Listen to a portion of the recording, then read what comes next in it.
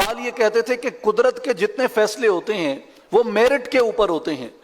اس لیے اقبال نے ایک کانسیپٹ سمجھایا کہ جس کو ہم اپنے ہاں تقدیر کہتے ہیں، ڈسٹنی کہتے ہیں. اقبال نے اپنے خطبات میں reconstruction of religious thoughts in Islam میں بھی اس پہ بڑی مفصل بحث کی کہ بنیادی طور پہ مسلمانوں کے زوال کی وجوہات میں جو چند بڑی وجہ ہیں، ان میں ایک وجہ مسلمانوں کی تقدیر کے متعلق مس انڈرسٹینڈنگ ہے.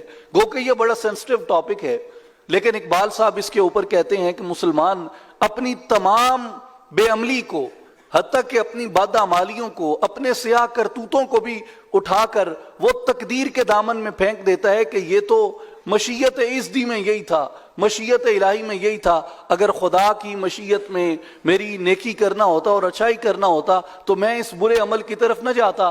جیسے علامہ صاحب فرماتے ہیں کہ جس میں انہوں نے فرمایا ہے کہ مسلمان اپنے اعمال کا ذمہ دار خود بنے، جیسا کہ قرآن نے فلسفہ دیا ہے کہ خالق الموت والحیات لیبلوکم ایکم احسن عملا.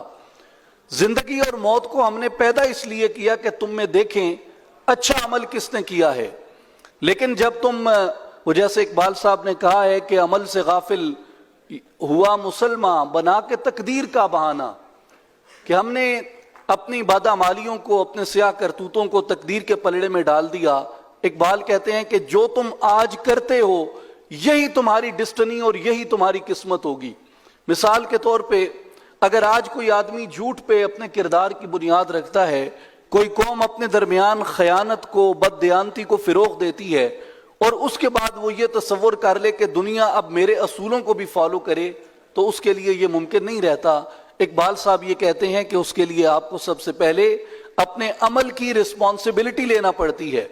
اپنے آپ کو یہ سمجھنا پڑتا ہے کہ جو میں آج کر رہا ہوں یہی میرا کل ہے. یہ ممکن نہیں ہے کہ آج آپ کانٹے بوئیں اور کل آپ یہ تصور کریں کہ اس میں سے پھول نکلیں گے.